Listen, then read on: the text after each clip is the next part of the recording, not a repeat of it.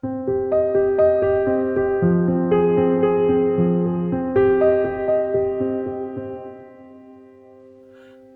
sur le podcast des apprentis lecteurs Le Trône de Fer, le podcast sans spoiler car il est réalisé par un lecteur de la saga et un non-lecteur de la saga. Donc Guillaume, on est parti pour l'épisode 2. On l'a enfin atteint. Après une semaine, on a réussi notre pari. On est là et j'espère pour longtemps. Franchement, je pensais pas que déjà que le projet allait vraiment se lancer. Puis maintenant qu'on soit vraiment à l'épisode 2, qu'on entre vraiment dans la saga principale après le prélude, là je me dis qu'on est vraiment parti pour les 5 prochains tomes. Donc c'est parti. Donc le premier chapitre se nomme Bran. Bon, alors là je m'adresse aux auditeurs. Je vous ai déjà dit que moi j'avais vu la série, j'ai lu les livres. Guillaume a seulement vu la série. Donc Guillaume, je suppose que tu sais qui c'est Bran. Il me semble savoir qui c'est. Ok. Et donc, c'est pas un spoiler, mais du coup, c'est pour te dire que tous les chapitres de la saga sont organisés en point of view, POV, ou point de vue pour les Français. Ah, je connais bien ça. J'allais pas te faire de l'insulte de t'expliquer ce que c'était les POV. Je sais que t'es un amateur, donc bon. Ok. Mais en tout cas, donc c'est juste pour te dire que chaque chapitre est centré sur le point de vue d'un personnage, et donc on commence le tome 1 par le point de vue de Bran. Voilà. Après cette courte introduction, est-ce que tu peux nous faire un petit résumé de ce chapitre ? Bien sûr, avec plaisir. Alors, donc pour ce premier chapitre qui se nomme Bran, alors ici on parle de Bran Stark, un des garçons de Eddard Stark, le maître de la maison Stark. Bran, alors âgé de 7 ans dans ce chapitre, est accompagné de son père et de ses frères pour l'exécution soit d'un sauvageon, soit d'un déserteur de la garde de nuit, en fonction des versions qui sont dites dans le chapitre. Bran, alors à 7 ans, est jugé assez vieux pour enfin assister à une exécution faite par son père.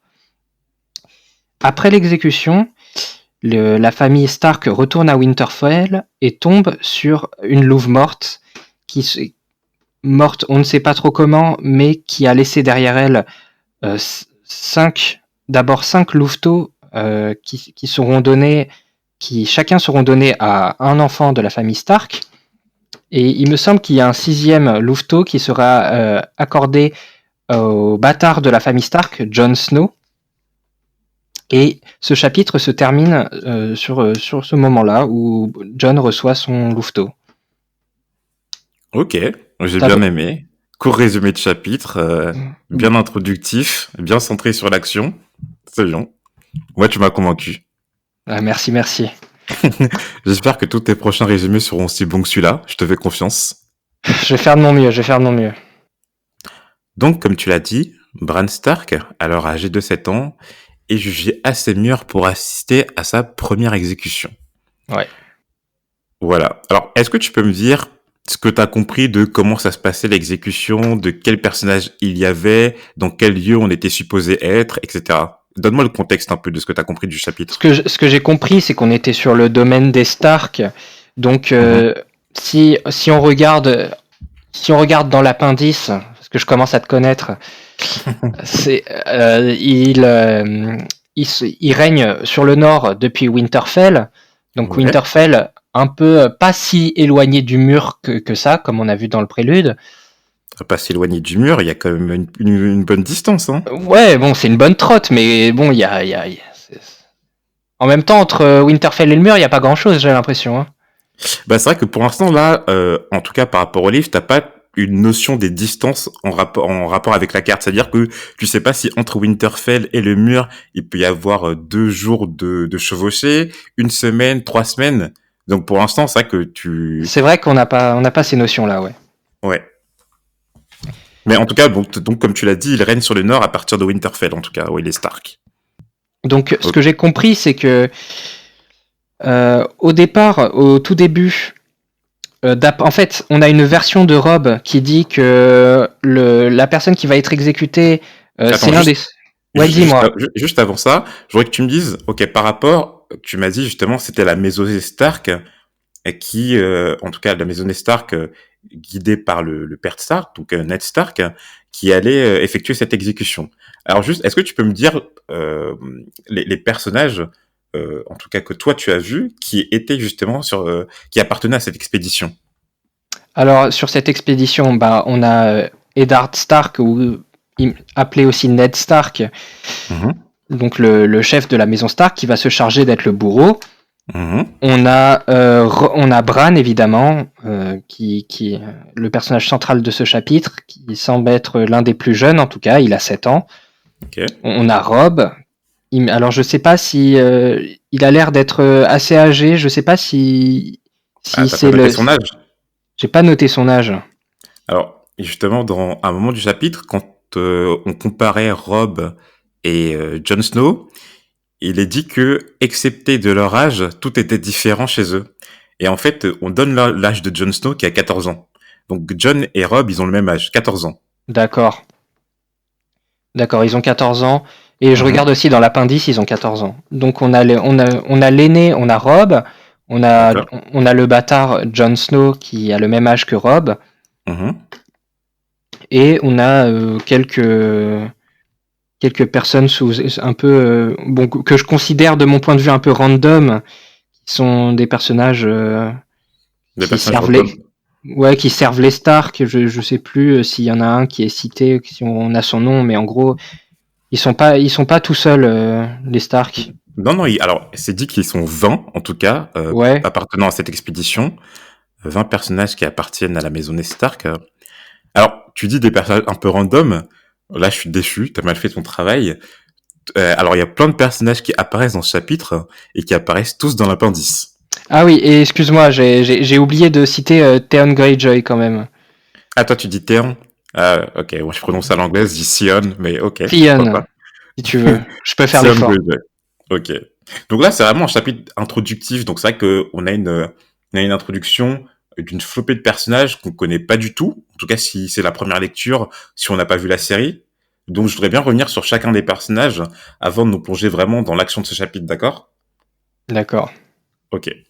Donc, alors, qu'est-ce que tu peux me dire par rapport au père Stark, Lord Eddard Stark? Quelles informations t'as recueillies sur lui, que ce soit dans le chapitre ou dans l'appendice? Donc Eddard Stark, dans l'appendice, on dit qu'il est le sire de Winterfell, qui est aussi le Ouais. gouverneur du Nord. C'est aussi Alors, ce qui est dit dans le chapitre, ouais. juste par rapport à ça, justement, t'as dit que justement, c'était le sire de Winterfell et le gouverneur du Nord. Donc, deux titres séparés. C'est pas parce que Eddard Stark est le sire de Winterfell et qui gouverne le Nord que c'est pour autant le gouverneur du Nord. Alors, Oui, oui, là en ce moment, là, c'est les deux, justement. C'est le gouverneur du Nord et le sire de Winterfell. Mais en tout cas, c'est juste pour t'indiquer que ces deux titres sont séparés. oui, d'accord. Ok. Donc, gouverneur du Nord, il le dit aussi que justement, en tant que gouverneur du Nord, c'est son devoir d'exécuter cette personne euh, à la place de Robert Baratheon, De Robert Baratheon, oui. ouais, Ok. le On va en parler roi. tout à l'heure. Ouais, le roi, c'est ça, on va en parler tout à l'heure. Alors, qu'est-ce que je pourrais te dire d'autre sur, Sur sur, Ned. sur Ned? Alors, est-ce que tu as noté son âge? Alors, il me semble qu'à un moment, il est décrit, oui, cheveux au vent, Ouais, c'est ça, il est brun. Alors, il a brun. 35 ans. Je sais pas si tu l'avais noté, mais Si, si, si, maintenant que tu me le dis, je m'en souviens. il a 35 ans, 30. c'est dit. Ok. Donc, comme tu l'as dit, le chef de la maison de Stark, c'est le père, c'est le patriarche. Ok. Au niveau des enfants qui sont présents dans le chapitre, du coup, il y a qui? On a Rob, Ok. 14 ans. Ouais. Le bâtard de Ned Stark, John, Mhm. 14 ans aussi. Mhm. Et il me semble qu'en enfant, il reste Bran, 7 ans. Donc tous des garçons. Mais on sait aussi que Eddard Stark a deux filles. Ouais. Tu sais comment elle s'appelle? Alors je sais comment elle s'appelle, mais je suis pas sûr soit de l'avoir retenu de la série ou de l'avoir lu dans les livres, hein, dans le Alors, livre. elles sont dans l'appendice. Ah oui, bah on a Sansa et Arya. Ah oui, et on a le dernier, Rickon, qui a 3 ans, lui. Exact. Exact. Donc, le père Stark, il a 6 enfants. Le premier, comme tu as dit, Robb Stark. Alors Rob, il est décrit comme les cheveux bruns, les cheveux brun roux, aux yeux bleus, qui sont caractéristiques des Tully. Ça, je vais revenir juste après. Qu'il est assez musculeux, le teint clair. Et donc, comparé à Jon Snow, le bâtard de Ned Stark, qui lui a 14 ans, et comparé à Rob, lui, il a plutôt les yeux gris, presque noirs. Il est assez mince, noirot et plutôt vif. Alors, je vais revenir juste sur les caractéristiques de Rob. On dit qu'il a les cheveux brun roux et les yeux bleus qui sont des caractéristiques des Tully. Est-ce que tu te souviens dans le prélude quand on avait parlé des Tully? On l'a évoqué à un moment.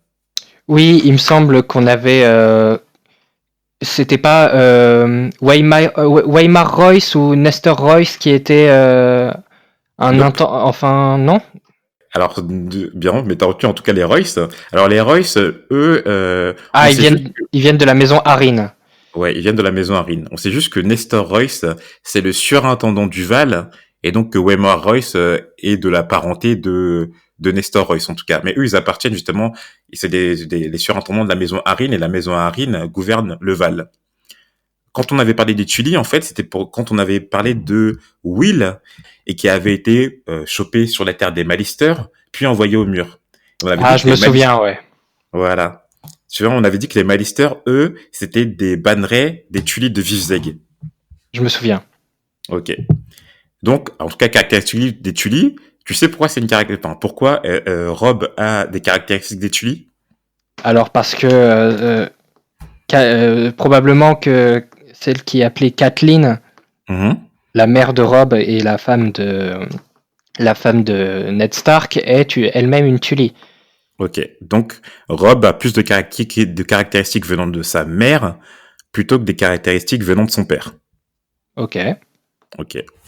Maintenant, le deuxième enfant, Bran, donc, c'est le quatrième enfant Stark et le deuxième fils, Ouais. 7 ans.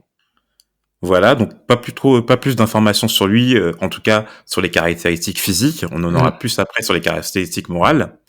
Et donc Jon Snow, le bâtard, qui lui aussi a 14 ans. Alors du coup, sur Jon Snow, on n'a pas plus d'informations que ça. Est-ce que tu as noté des trucs dans l'appendice? J'ai pas regardé par rapport à Jon. Alors, John, il est juste décrit comme le bâtard de la famille Stark et qu'il a 14 ans. Ok. Donc après, comme tu l'as dit, on a la mention aussi de Theon Greyjoy, ou Theon Greyjoy, comme tu l'as dit. Est-ce que tu as noté le rôle qu'il avait par rapport à la maisonnée Stark? Alors, il est décrit dans l'appendice comme la pupille des Stark. Mhm. Euh, Ouais, c'est ça, l'écuyer de Ned Stark. ouais, l'écuyer. J'ai un peu l'impression que c'est une personne d'une autre famille qu'on décide d'accueillir dans la maison et qu'on élève un peu comme les siens. C'est ça une pupille en tout cas. Une pupille, c'est alors une personne, comme tu l'as dit, qu'on accueille dans la famille et qu'on élève comme si c'était un de ses enfants, ou en tout cas qu'on élève en tout cas au sein de la famille, du groupe, de la parenté. Ouais, ok. Donc, est-ce que tu as noté l'âge de Theon? Il me semble qu'il a 19 ans de mémoire. Yep, exactement, 19 ans, donc un peu plus vieux que John et Rob. Alors, par rapport à l'appendice, hein, qu'est-ce que tu as noté sur Theon Greyjoy? Alors, qu'il est héritier des îles de Fer. Ouais. C'est le dernier fils du sire actuel des îles de Fer, donc de Balon Greyjoy. Ouais. Euh, alors Balon Greyjoy est le seigneur actuel des îles de Fer. Il a une épouse, Lady Alanis de la maison Arlois, et ils ont eu 4 enfants. Leur fils aîné, tué à Salvemer. Alors, tu te rappelles ou pas? Parce on a déjà parlé de Salvemer, justement. Oui, on avait regardé. Alors, pourquoi on avait regardé Salvemer? Je ne me souviens plus. Pourquoi on en avait parlé? Parce que c'est là, Salvemer est la terre, justement, des Malisters, qui sont les bannerets des Tully. D'accord, Et tu d'accord. vois, et c'est juste à côté des îles de Fer. Ouais, Tu vois ou pas? oui, à l'est des îles de Fer sur la carte du Sud, je vois. Exact, ok. Donc, il a été tué, en tout cas, d'après l'appendice, il a été tué à Salvamer durant la rébellion des Greyjoy. Alors, la rébellion des Greyjoy, pour l'instant, on n'a aucune information dessus. Ouais. Deuxième fils, Marron, qui a été tué sur les murailles de Pique, aussi durant la rébellion des Greyjoy. Alors, Pique, je sais pas si tu vois, mais en tout cas, en fait, c'est la capitale des îles de Fer, Oui, Pique. si, je le vois, je le vois. Ok. Enfin, la capitale, en tout cas, c'est le lieu central. Ils ont une fille qui s'appelle Asha, capitaine du Vent Noir qui est en bateau. Et Probablement, donc, ouais. et donc le dernier fils survivant, Théon, qui est l'héritier de Pike, pardon, et qui est, oui, la pupille de Ned Stark.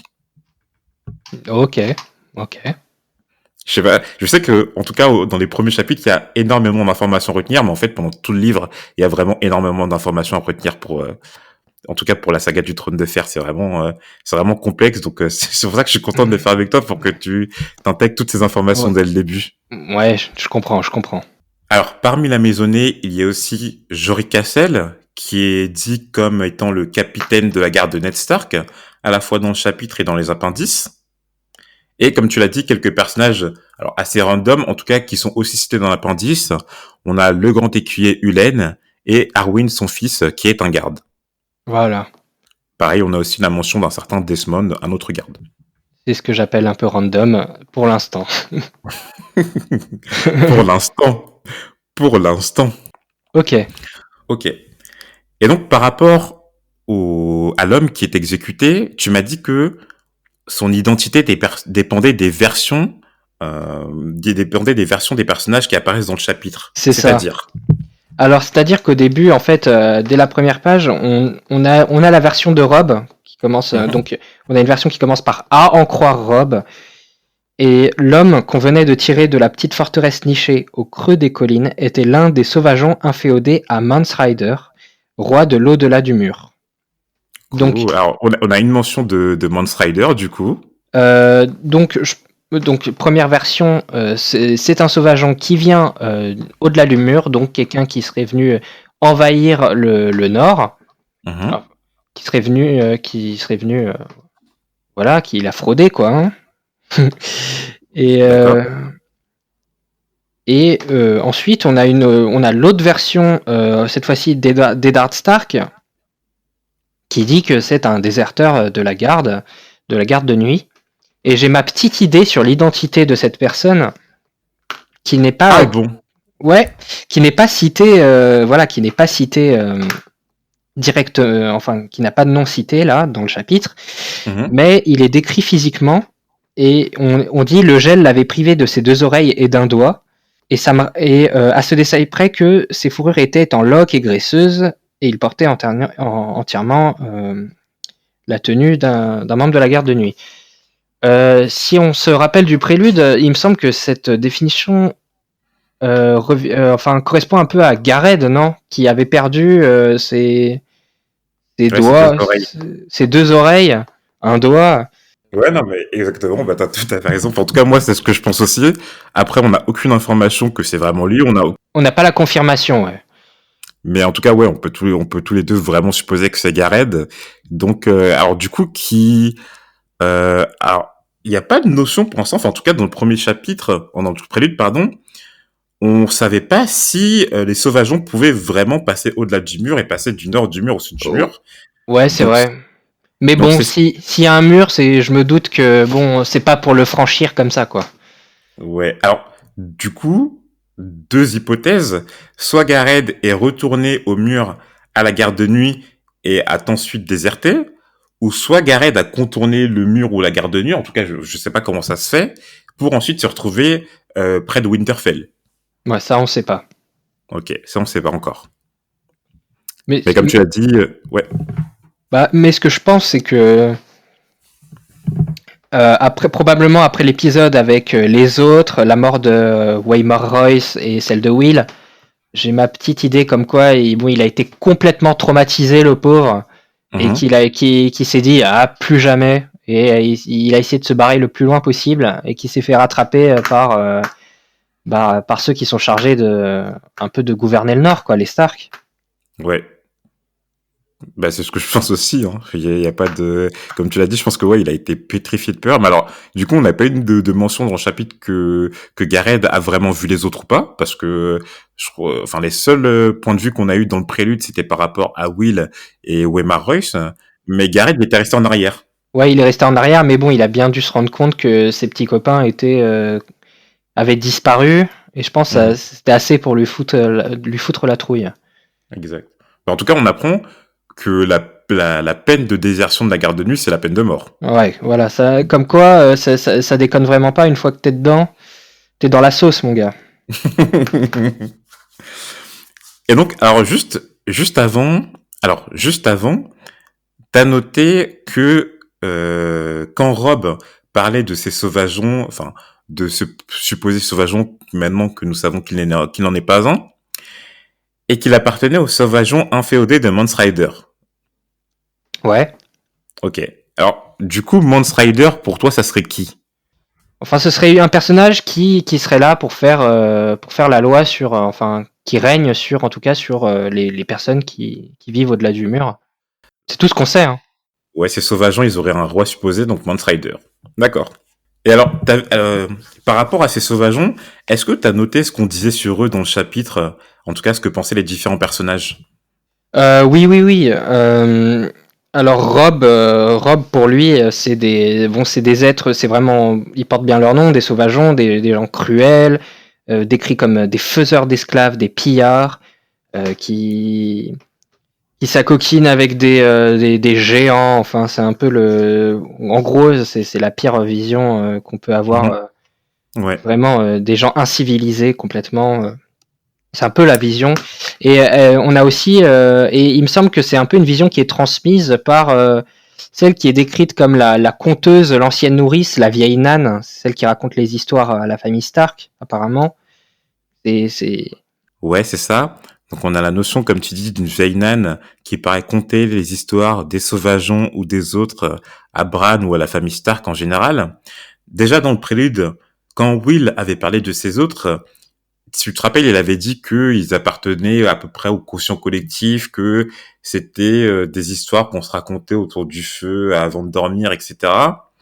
Mais du coup, quand dans le prélude, Will en avait parlé, on avait le sentiment qu'il ne savait pas s'ils existaient ou pas.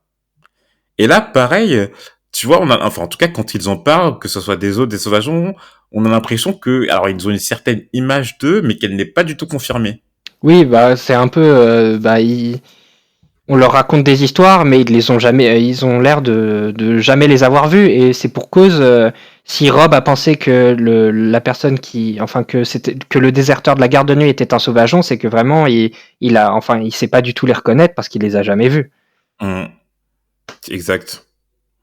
Bah alors, du coup, comme tu l'as dit tout à l'heure, on a la mention aussi de géants et de ghouls, qui paraissent aussi. Alors, au départ, j'aurais dit que c'était assez fantaisiste, mais vu qu'on a vu les autres à la fin du prélude, je me dis que tout peut exister dans cet univers. Oui, Donc, oui, c'est vrai que à part enfin si on a eu les autres, on peut penser qu'il y a d'autres créatures fantastiques dans l'univers du Trône de Fer. Ouais. yep. D'ailleurs, en parlant de fantastique, je voudrais revenir sur justement l'épée que porte Ned Stark. Parce que, alors, est-ce que tu as noté ce qui a été dit par rapport à cette épée? Oui, que c'était une épée qui avait un nom Ouais, qui s'appelait Glace, ouais. qui était faite en acier valérien, donc c'est enfin qui était forgée par magie, hein, en acier Mhm. valérien. Ok. Elle est décrite comme vraiment d'une taille assez colossale, enfin pas une taille standard d'épée. Elle fait la taille un peu. Je crois qu'il me semble qu'ils disent qu'elle fait un peu la taille de Rob, enfin plus haute que Rob lui-même, ils disent. Ok. Bah du coup, alors deux choses par rapport à ce que tu viens de dire. Premièrement, que la magie a l'air d'être assez présente et que en tout cas que les personnages en sont assez conscients dans cet univers. Tu vois, alors si c'est forgé, bon, on dit que c'est forgé par magie, on a fait rien pour l'instant, on ne sait pas quelle est la mesure de cette supposée magie, mais en tout cas que le fantastique est assez présent dans cet univers. Ouais, c'est vrai. Ok. Et deuxièmement, alors là c'est Valérien, pour l'instant on n'a pas d'informations dessus, on ne sait pas si c'est un acier particulier qui peut-être était plus tranchant, s'émousse moins, a des propriétés, mais en tout cas on sait juste que cette glace est enfin que glace, l'épée de Ned Stark est particulière et qu'elle a été forgée par magie en acier Valérien. Ouais, c'est tout ce qu'on sait. Donc juste avant d'exécuter cet homme, qu'on suppose être Gareth, est-ce que tu as noté la phrase que prononce Ned Stark? Oui, alors il fait tout un laïus où, Ouais.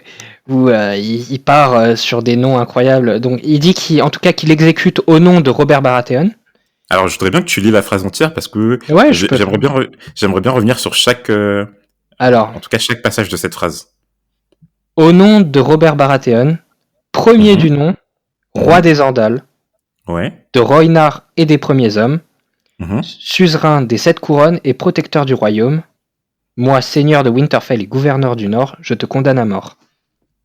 Ok. Alors là, c'est stylé, hein. Franchement, t'as une phrase comme ça, inventer de l'exécution. Ouais, bon, Tu sais. tu sais que voilà, tu meurs pas de la main de n'importe qui au moins, hein. Ouais, Bon, il a eu une belle mort. On va bah, en en tout dire tout à cas, l'heure, mais. il a eu le temps de voir toute sa vie défiler, rien que le temps de la phrase, il a vu toute sa vie. Alors, du coup, cette phrase, en tout cas, je pense qu'elle est vachement importante. Elle instaure beaucoup de choses. Alors, je crois qu'on avait déjà parlé de Robert Baratheon lors de l'épisode du Prélude. On avait juste dit, je crois, qu'il était roi des 7 couronnes, parce que Ouais, c'était marqué dans l'appendice. ouais, je me souviens, c'est quand Waymar Royce s'est jeté dans un dernier élan et avait dit au nom de Robert ou un truc comme ça en se jetant sur son Sur ennemi. l'autre. Ouais, c'est exact. Bon, alors, à ce moment-là, on avait juste dit que Robert, c'était le roi des 7 couronnes. Voilà. Mais du coup, dans l'appendice, on peut en apprendre beaucoup plus si on cherche vraiment. Donc, dans le chapitre, quand Ned discute avec Bran du fait que les Stark appliquent eux-mêmes leur sentence, Bran lui demande Bran lui demande pourquoi lui n'a pas un bro comme Robert Baratheon, et Ned lui dit que Robert Baratheon a bien un bro comme ses prédécesseurs, les Targaryens. Alors, quand on regarde l'appendice et qu'on arrive au niveau des Targaryens, Ouais. est-ce que tu as l'appendice devant toi? Yes. Et donc, quand on arrive au chapitre des Targaryens dans l'appendice, il est dit plein de choses, alors qui sont importantes, mais pas tellement en tout cas par rapport au chapitre 1 qui concerne Bran. Mais donc, pour une petite introduction, les Targaryens étaient l'ancienne famille qui régnait avant que le roi Robert Baratheon prenne le pouvoir. Donc c'est pour ça que lorsque Ned prononce sa sentence, il parle de Robert Baratheon, premier du nom. Bah oui, parce que c'est le premier de la dynastie des Baratheon, vu qu'il a pris la place des Targaryens. Après, 3 choses. Roi des Andals, de Rhoynar et des premiers hommes. Alors, est-ce que par rapport à ces 3 noms que je viens de te sortir, tu peux m'en dire quelque chose ou est-ce que t'as déjà une information qui a déjà été donnée? Alors, en tout cas, pour ce qui est des Andals et de Rhoynar, j'en ai absolument aucune idée. Par contre, Mhm. les premiers hommes sont cités à un autre moment du texte, au moment où Ned parle avec son fils Bran et qu'il dit que dans nos veines coule toujours le sang des premiers hommes. Ouais, c'est bien ça. C'est bien ça, c'est bien ça. Donc, les Stark descendent des premiers hommes, d'après ce que nous dit Ned. Yes. Donc, du coup, peut-être que, par rapport à ça, on peut en déduire que, alors, par rapport aux différentes maisons, aux différentes familles, etc., certaines descendent soit des premiers hommes, certaines descendent peut-être des Andals, et d'autres de Rhoynar. Ouais, que ce serait un peu comme des origines ethniques ou des races où on sait pas trop pour le moment. Mhm. Ok. Après, Ned indique que Robert Baratheon est le suzerain des 7 couronnes et le protecteur du royaume. Alors Guillaume, est-ce que tu peux me dire, d'après tes connaissances, parce que tu as vu la série et l'appendice, quelles sont ces 7 couronnes? Je t'avais déjà dit que je n'étais pas un méga fan de la série. Honnêtement, je t'avoue, j'écoute toujours leur laïus et je suis pas trop. Je suis un peu perdu quand ils parlent des 7 couronnes. T'inquiète. Non, alors, ça c'est un truc qui peut être compris par l'appendice. Si tu vois dans l'appendice, il y a 9 maisons principales. Voilà, ok. Donc les Baratheon, les Stark, les Lannister, les Arryn, les Tully, les Tyrell, les Greyjoy, les Martell et la maison Targaryen. Ok, ça fait 9 pour l'instant. Ça fait 9. Donc la maison Baratheon, tout ce qu'on sait par rapport à elle, en tout cas d'après les 2 chapitres qu'on vient de lire et l'appendice, c'est qu'elle est dirigée par Robert Baratheon, le roi actuel. La maison Stark, elle est dirigée par Ned Stark. Tout ce qu'on a vu par rapport à la maison Lannister, c'était que Jaime Lannister, l'héritier de Casterly Rock, et qui a tué l'ancien roi, Aerys Targaryen. a été citée, enfin qu'on a vu tout à l'heure, qu'on l'a cité, et donc que sa sœur jumelle, Cersei Lannister, est mariée au roi Robert Baratheon. Par rapport à la maison Arryn, tout ce qu'on a dit, c'était que c'était les seigneurs du Val, et on a parlé aussi de Waymar Royce, qui était le surintendant de cette maison. Par rapport à la maison Tully, on a parlé des Mallister, qui faisaient partie d'Urban Ray, et donc que la femme de Ned Stark, Catelyn Tully, faisait partie de la maison Tully, enfin Catelyn Stark maintenant. Ouais. Par rapport à la maison Tyrell, aucune information pour l'instant. Par rapport à la maison Greyjoy, tout ce qu'on a dit, c'est que, alors, Theon Greyjoy était l'unique fils survivant du sire actuel des îles de Fer, Balon Greyjoy. Cette maison règne sur les îles de Fer. Et donc que, alors, il y a eu un événement aussi peut-être, alors j'allais dire aussi important, mais en tout cas qui a eu un grand impact sur la maison Greyjoy, qui est leur rébellion. La rébellion, ouais. Et au cours duquel 2 des fils du sire actuel des îles de Fer, donc Balon Greyjoy, ont été tués. Et donc, la maison Martell, la seule donnée dont on a parlé dans ce podcast par rapport à la maison Martell était que, alors, Elia Martell, la femme du fils de l'ancien roi Targaryen, donc Aerys Targaryen, donc la femme de Rhaegar Targaryen, a été tuée au cours du sac de Port-Réal, ainsi que ses 2 enfants. Ouais. Ok. Et donc, la maison Targaryen, qui était en fait une maison qui régnait sur les 7 couronnes. Alors, en fait, si tu vas sur dans l'appendice au niveau de la maison Targaryen, Ouais. quand tu regardes le 2e paragraphe, en fait, c'est expliqué. Donc, que les ancêtres d'Aegon le Dragon survécurent au fléau de Valyria et au chaos et au massacre qui s'en suivirent. Donc, pour l'instant, on a la notion d'un fléau de Valyria qui se rapporte, je sais pas si tu te rappelles justement, il y a la même étymologie que l'acier valérien de l'épée de Ned Stark. Ouais, c'est vrai. Ok. Donc, peut-être qu'il y a un lien entre les deux. Pour l'instant, on n'en sait rien, mais en tout cas, c'est la même étymologie. Et donc, Aegon le Dragon et ses ancêtres trouvèrent refuge à Père-Dragon, une île rocheuse du détroit. De là-bas, donc de l'île de Père-Dragon, Aegon et ses 2 sœurs, Visenya et Rhaenys, s'embarquèrent pour conquérir les 7 couronnes. Donc déjà, à partir de ce moment-là, tu sais que la maison, par exemple, on a 9 maisons, mais que la maison de Targaryen n'en est pas une. Ouais, Vu parce que que... Ouais, je vois. Parce que ils faisaient pas partie des 7 couronnes et c'est eux qui ont conquis les 7 couronnes. Exact. Donc ça réduit le nombre de maisons à 8. À 8 pour 7 couronnes. Pour 7 couronnes, et il me semble, en lisant en diagonale, qu'il y avait la maison Tully qui n'avait jamais gouverné comme roi. Est-ce que est-ce que ça les enlève de la liste? Ouais, bien vu. Bien vu. Alors, du coup, la maison Tully, comme tu dis, elle a jamais gouverné comme des rois. En fait, ce qui s'est passé avec la maison Tully, c'est que avant d'être les sires de Vivzeg, alors justement, dans le chapitre, il y a un truc qui m'a un peu choqué, c'est que du coup, il parle de Riverrun. Je sais pas si tu vois, tu sais que quand on parle des caractéristiques de Robb, on dit qu'il a les caractéristiques de Tully de Riverrun. Et en fait, Riverrun, c'est le nom original, le nom anglais de Vivzeg. D'accord. Ah ouais, d'accord. Ils ont une petite oubli de traduction. Ouais, je crois que petite coquille en tout cas, mais Riverrun, c'est Vivzeg en fait. D'accord, ok. Et en fait, avant la conquête d'Aegon Targaryen, Vivzeg était en fait sous l'égide des îles de Fer. D'accord. En fait, c'est dit justement que, alors, je sais pas si tu le vois avec moi, mais que lors de la guerre de la conquête, le Conflent appartenait à Arène le Noir, roi des îles. Et en fait, le Conflent, si tu veux, c'est la région un peu à l'est qui s'étend entre le Neck et alors jusqu'à où, si tu veux, entre le Neck et la Nera. Ok. J'ai pas trouvé. Alors le Neck, faut que tu ailles voir la carte au niveau du nord. Tu vois, le Neck, c'est un peu là où il y a des petites herbes, juste au-dessus des îles de Fer. Juste au-dessus des îles de Fer, le Neck. Alors, île de Fer, juste au-dessus, Ah, le Neck, c'est bon, j'ai trouvé. Ok.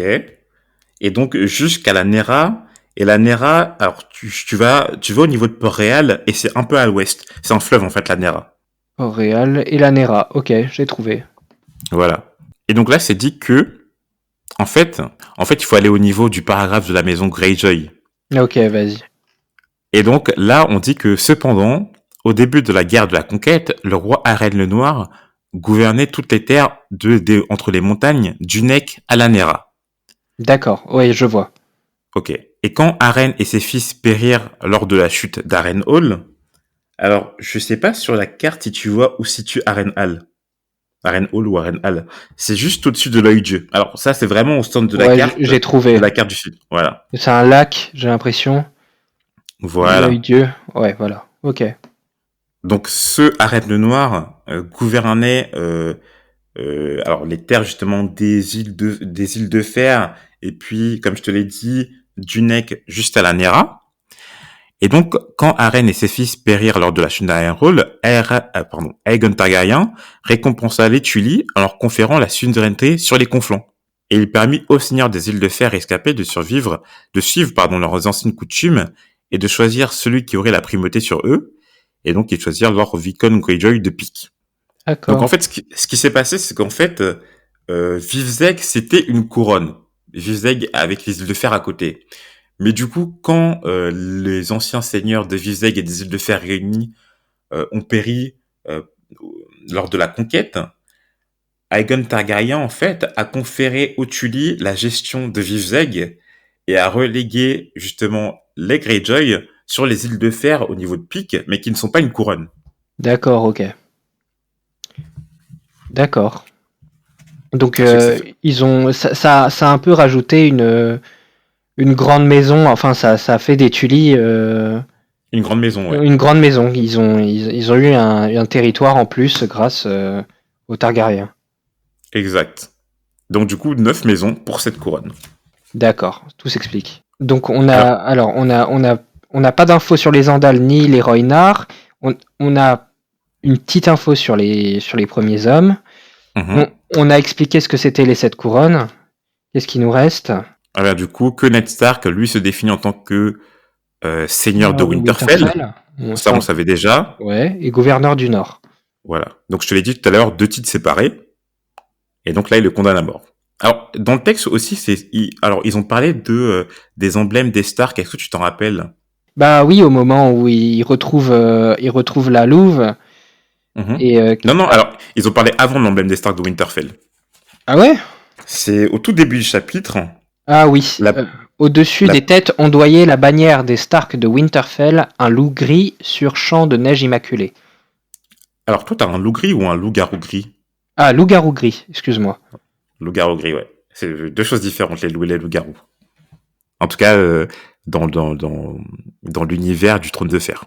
Donc, en parlant des loups-garous, on arrive justement à la deuxième partie, entre guillemets, du chapitre, où, comme tu l'as dit tout à l'heure lors de ton résumé, Rob fait la découverte alors je sais pas comment, peut-être louve-garou? Je sais pas si ça se dit. Bon, bah, on va dire louve-garou alors. D'une louve-garou morte. Et donc, d'après leur dire, ça fait 200 ans qu'on n'en a pas vu au sud du mur. Alors donc, alors du coup, ça veut dire pour moi, ça veut dire qu'au nord du mur, déjà on sait qu'il y a les autres là-bas, on sait qu'il y a les sauvageons, Peut-être des géants. voilà, peut-être des géants, des ghouls, aussi des loups-garous. Alors, peut-être que c'est au nord du mur que se concentrent un peu tous les éléments surnaturels, tu Tout, vois. tout le bordel, tout. Et on peut comprendre pourquoi il y aurait un mur. Franchement, je commence à comprendre pourquoi il y a un mur si il y a tout ça qui grouille là-bas. Ouais, Ça peut se comprendre. franchement, ça a pas l'air très très attrayant comme, comme lieu Comme d'habitation. région, ouais. Donc, on vient de dire que John les interpelle à la maisonnée pour leur faire voir la découverte de Rob, que la louve-garou est morte, qu'elle a été embrochée par un andouillé. Alors, est-ce que tu sais ce que c'est un andouillé? J'ai hâte que tu me l'apprennes parce que je t'avoue que ça m'avait un peu perturbé quand j'ai lu. Ah, t'as pas fait la recherche Google, qu'est-ce que c'est un andouillé? T'as pas cherché dans le dictionnaire? Non, j'avoue, j'ai fait mon flemmard. Alors, un andouillé, c'est un bois tu sais, c'est les bois des cerfs. Ah, oh, putain, maintenant que tu me le dis, en fait, je suis allé voir et j'ai complètement oublié. Si, je me Ok. souviens, j'avais regardé, ouais. Alors, lorsque, justement, cette information est réveillée, Je sais pas si tu te rappelles dans le chapitre, mais il est dit que l'ambiance à ce moment-là était un peu bizarre. Tout le monde se regardait de façon, tu vois, de façon assez tendue. Ouais, je vois. Bon, alors, pour l'instant, on sait pas trop pourquoi, mais du coup, sa formation, elle a l'air d'avoir de l'importance en tout cas. Je sais pas si elle a de l'importance ou pas, mais en tout cas, la réaction que tout le monde a eue, je trouve qu'elle était assez disproportionnée par rapport au fait que juste on retrouve un andouillé qui a embroché une louve-garou, quoi. Ouais. Après, ça fait un peu tu sais, des fois, il y a un peu des foreshadowing qui sont annoncés de manière un peu méta comme ça. Tu sais, Ouais. s'il y a un cerf, on sait que c'est le blason de la maison Baratheon. Tu sais, qu'il y a une espèce de foreshadowing qui s'annonce ou un truc comme ça. Bon, on Ouais. verra de toute façon. On verra en lisant la Enfin, suite. l'emblème des Stark tué par l'emblème des Baratheons, c'est louche. C'est très louche. Exact. C'est chelou. Mais du coup, les enfants de la louve-garou étaient encore vivants. 5 pour être précis. Et à ce moment-là, pratiquement, en fait, toute la maisonnette de la maison Stark cherche leur mort. Enfin, la mort de ces bébés loups-garous. Sauf les enfants, Bran et Robb. Jon intervient et fait comprendre à Lord Stark que les enfants loups-garous correspondent à ses propres enfants, Ouais. dont leur emblème est d'ailleurs un loup-garou, 3 mâles et 2 femelles, comme les enfants de Ned. Donc on a dit le premier fils Robb, la première fille Sansa, la deuxième fille Arya, Arya. Et, le deuxième fils Et Bran. Bran, Et le dernier, Rickon. exact. Et en fait, il a pu s'appeler de Harry sur le terme enfant légitime pour bien se désigner comme étant le bâtard de Ned. Ouais. Alors du coup, pourquoi tu penses qu'il a fait ça? Pourquoi tu penses qu'il a bien appuyé sur ce fait d'être un, enfin, en tout cas que lui, il se sorte de ce carcan d'être un des enfants légitimes de Ned. Bah, parce qu'on sait que voilà, c'est un. Il est décrit comme le bâtard. Donc, techniquement, ce n'est pas. C'est potentiellement. Enfin, c'est le fils de Ned, mais pas la fille de. Pas le fils de Catelyn Stark. Ouais, Oui, c'est Catelyn Stark. ouais. Bah du coup, on sait pas trop quel est son statut. On sait qu'en tout cas, il peut venir assister aux exécutions, qu'il a l'air de assez bien s'entendre avec Théon, très peu. Pardon, qu'il a l'air d'assez bien s'entendre avec Robb, mais très peu avec Théon. Mais du coup, alors ça voudrait dire qu'il y a peut-être certains événements, certains, comment dire, certaines décisions auxquelles lui, soit il s'exclut volontairement, ou soit il est exclu parce que c'est un bâtard. Ouais. D'ailleurs, je sais pas si t'as noté par rapport à son nom, Jon Snow, justement, c'est dit que Snow c'était un terme générique Oui. donné aux enfants du Nord en tout cas, qui naissaient de façon inconnue. Ouais. En plus, si on a vu la série, on a un peu cette info. Et Hum. Et alors du coup, il y a un autre bâtard dont on a parlé dans les appendices, enfin dans le premier épisode au niveau des préludes, et dont c'est toi qui en parlais en fait dans les appendices. Je sais pas si tu te souviens. Enfin alors, peut-être que tu le sais pas, mais si tu veux, je te l'apprends. bah dis-moi. Donc quand tu te rappelles, on a évoqué la maison, la maison Royce. Ah oui, il y avait Mia Stone, bâtarde Exact. à son service. Ok. Voilà, exactement. Donc Snow, Stone, ouais, des noms un peu d'un peu. Un peu générique, ouais. Ouais, voilà quoi. Ok. Et donc après les avoir avertis, après que Ned ait averti ses enfants qu'il serait totalement responsable de ces loups-garous, Ned accepte que ses enfants les gardent. Ouais. Et donc, en fait, son discours, il m'a fait un peu penser, on en a toujours pas parlé d'ailleurs, mais à la discussion qu'il a eue avec Bran par rapport au fait que les Stark, descendants des premiers hommes, exécutent eux-mêmes exécutent eux-mêmes leurs décisions, en fait. Ouais. Pourquoi tu dis ça? Bah, c'est-à-dire que c'est vachement centré sur la responsabilité, je Oui, c'est trouve. vrai. Mais c'est vrai que Ned a l'air être. Enfin, ça a l'air d'être quelqu'un très. Enfin, je trouve qu'il a une vraie figure très pédagogue qui le responsabilise beaucoup. Ses enfants, oui, c'est vrai qu'il discutait avec Bran, lui disait que le jour où tu devras exécuter toi-même, il faudra que, en gros, tu prennes ton courage à deux mains parce que ce sera ta responsabilité à toi de faire ça.